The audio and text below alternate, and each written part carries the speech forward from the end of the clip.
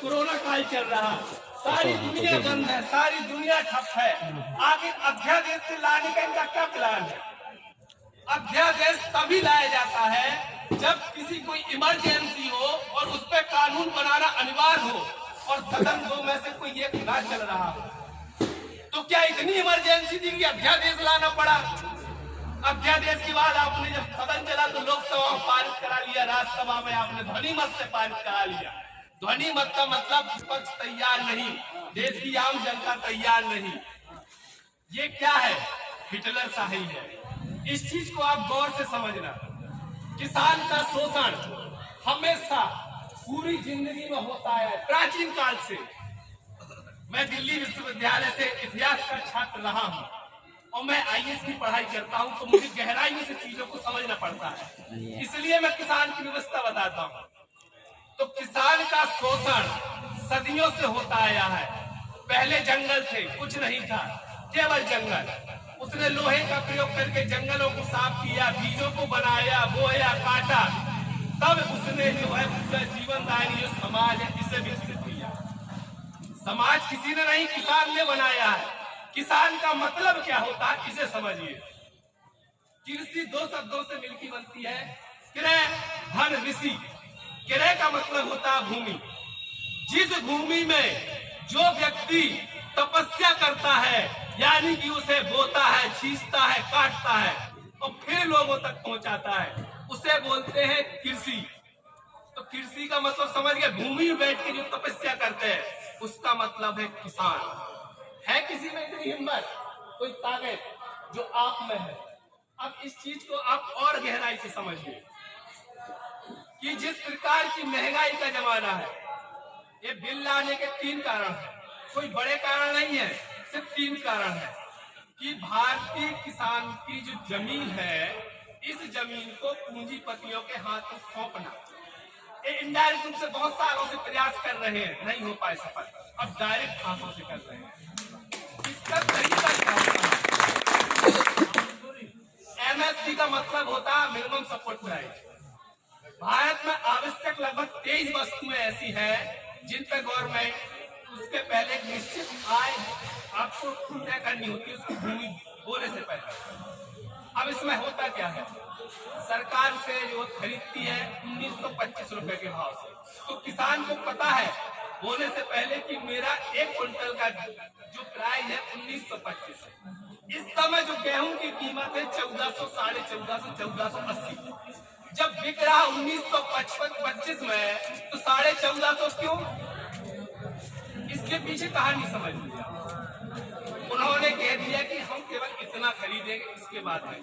तो वो कह रहे हम इसी मंडी सिस्टम को खत्म करना चाहते हैं, यानी कि बिचौलियों को। अब बिचौलिए कौन है?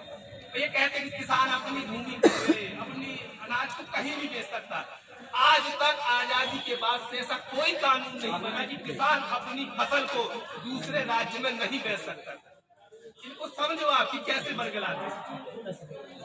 केवल जो है कि व्यापारियों के लिए अनुबंध था, लेकिन किसान के लिए कभी कोई बंधन नहीं था कि वो अपनी फसल को।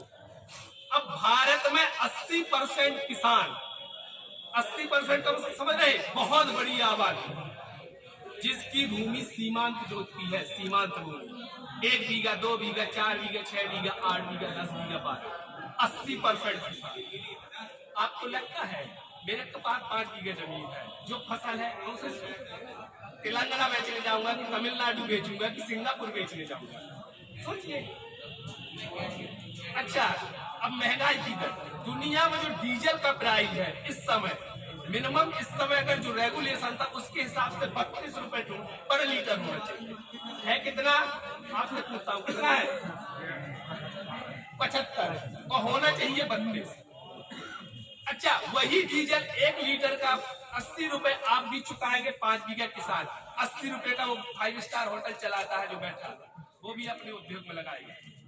ठीक है, इन्होंने 5 किलो यूरिया से, बोरी से 5 किलो यूरिया कम कर दी। ये कहते हमने पैसे 1260 रुपए का डीएपी। अब आप अनुमान लगाइए कि 1 बीघे की लागत कितनी होती है और उसका उपज का कितना मिलता है।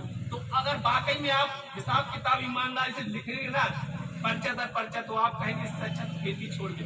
पता है आपको मजे की बात क्या है? पिछली वर्ष भारत में 5 लाख किसान जो है अपनी भूमि को जोतना छोड़ रहा है। ये सोचने वाली बात है। इतना आपातकाल की स्थिति है, भुखमरी, गरीबी, अकाली, बेरोजगारी, बदहाली, समस्या सब है। इन्होंने 2014 के बाद किसानों के आंकड़े देना बंद कर दिए क्योंकि आत्महत्या करने की दर कितनी है। ये आंकड़े कहाँ जाते हैं? क्या करते नहीं? इन्होंने सब बंद कर दिया। क्या वाकई में इस समय नया संसद भवन बनाना जरूरी था? जरूरत थी? अरे आपके पास खाने के लिए कुछ नहीं है, किसानों के लिए कुछ नहीं, आप नए नए संसद भवन बना रहे हैं, नई नई मूर्तियां बना रहे हैं, ये क्या है? और गरीबी अमीरी का जो पर्दा है, जो खाई है, और बराबर गहरी होती जा रही है। वो क्यों? अगर किसान का, मजदूर का बेटा पढ़ गया तो इनकी ड्राइवरी करेगा कौन? इनके उद्योगों में, फैक्ट्रियों में काम करेगा कौन?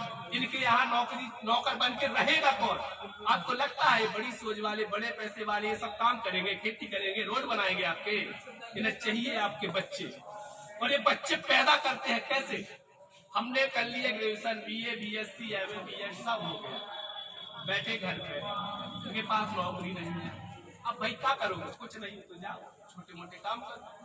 उन्होंने वो सोच ही खत्म कर दी कि आप अपने बच्चों को आगे पढ़ाओ। अब चौधरी चरण सिंह ने कहा जिस दिन किसान का बेटा खेत में बैठेगा और किसान का बेटा संसद भवन में बैठेगा, उस दिन हम एक कसम देंगे। लेकिन ऐसा है क्या? ऐसा है नहीं। और किसानों की समस्याएं, किसान, मैं सच बताऊं ना, बुरा लगेगा, आप लोग किसान अपनी समस्या का जिम्मेदार खुद हैं। जब वोटिंग की बात आती है, लोकसभा चुनने की बात आती है, अपने सांसद लाए, तो क्या आप किसान बन के वोट देते हो? आप जाति बन के वोट देते हो, आप धर्म बन के वोट देते हो, आप क्षेत्रवाद बन के वोट देते हो। आज तक दिया है? नहीं दिया। और किसी ने दिया हो तो अपनी आत्मा से पूछो कि मैं किसान बन के वोट देता हूं। अरे अपने बीच से खड़ा करो, किसान को पहुंचाओ। जरूरी इन करोड़पतियों को पहुंचाओ। आप जो बंदा पैसे वाला रईस, उसे और रईस बना रहे, जो गरीब है और गरीब बना रहे। आप लोग से एक बार चुन के भेजा, 2 बार भेजा, 3 बार भेजा, पैसे वाला और पैसे वाला, गरीब और गरीब। ये खाई बढ़ेगी तो कौन बढ़ेगी? राष्ट्रभक्ति का मतलब क्या है? ये हमें बताएंगे राष्ट्रभक्ति क्या है, देशभक्ति क्या है। अरे एक किसान खेत में काम करता है, रात दिन काम करके अनाज पैदा करता है, पूरे देश में पहुंचाता है, तो क्या ये राष्ट्रभक्ति नहीं है? या भारत माता चिल्लाने से ही राष्ट्रभक्ति साबित होती है? अगर ऐसा है तो देश का 90% लोग जो है देशद्रोही है। समझो इस चीज को। एक मजदूर है, वो अपने हिस्से का काम कर रहा है, एक जवान है, वो अपने हिस्से का काम कर रहा है, एक किसान है। किसी के कहने से देशभक्ति साबित नहीं होती है। और एक चीज आपको सोचनी होगी और समझनी होगी। तो अगर आज बातें में आप लोग नहीं समझे, मैं 2018 में दिल्ली में रहता हूँ, 2018 में किसान आंदोलन हुआ, रामलीला मैदान, आप लोगों को याद है शायद, रामलीला मैदान हुआ, मैं गया। जंतर मंतर अगले दिन हुआ, मैं फिर गया। तब उस समय मेरे कुछ वीडियो पड़े हैं, तब मैंने कहा था कि किसान की एक कैंसर होनी चाहिए। इसके बाद वो शुरुआत हुई, हो सकता है उनके मन में पहले से हो, भाई इतने आयोग है, किसान आयोग क्यों नहीं? सोचो आप अपनी बात कहाँ रखते हो? क्यों नहीं है ऐसा आयोग जो आपकी बात सुने, आपकी खाद बीज सब करे? अगर इन्होंने, बिहार में यही हुआ था। आज बिहार में भुट्टा पता है कितने का मिलता है? 1.5 रुपए, 3 रुपए, 4 रुपए। वही भुट्टा मॉल में पता है कितने का? मैं खुद खाया हूँ पॉपकॉर्न, 160 रुपए का इतना सा डिब्बा आता है। आप पीवीआर वगैरह जाइए, 160 रुपए का इतना सा। ये तरीका है। बिहार में मंडी सिस्टम खत्म हुआ, बिहार की बदहाली देख लो, पूरी दुनिया में बिहार के जितने काम की तलाश में जाते हैं कहीं नहीं जाते। यही स्थिति है। और अगर समय के साथ हम लोग नहीं चेते, नहीं बदले, मुझे ना हम सफर से निकलेगा, ना हम नदी से निकलेगा। अपनी समस्याओं का कांटा सिर्फ हम ही से निकलेगा। ये जो एकता है, इसे बनानी होगी। आप डरे मत, पुलिस कितना मारेगी, जेल में डालेगी। गांधी जी ने पता है कुछ नहीं किया था, अब भारतीयों के अंदर से जेल का डर मिटाया था। भारतीय लोगों को डर लगता था जेल से, जेल उन्होंने वो डर मिटा दिया। तो आप भी पुलिस, जेल, इन सबसे मत डरिए।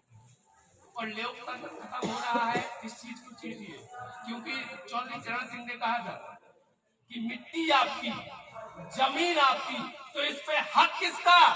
आपका। होना चाहिए हक आपका कि नहीं? तो ये कौन होते हैं वहां संसद भवन बैठ के आपकी जमीन का निर्णय करने वाले? है कौन? 5 साल के लिए आए, आप बना के चले जाएंगे, आपकी जमीन कोई भी आएगा? ऐसा तो नहीं होगा। इन्होंने भूमि की कीमत को इस प्रकार निर्धारित किया है कि आप सोच नहीं सकते हैं। आप दूसरे देशों की तुलना भारत से करेंगे तो आप पाएंगे कि आप कहाँ है, वो कहाँ है।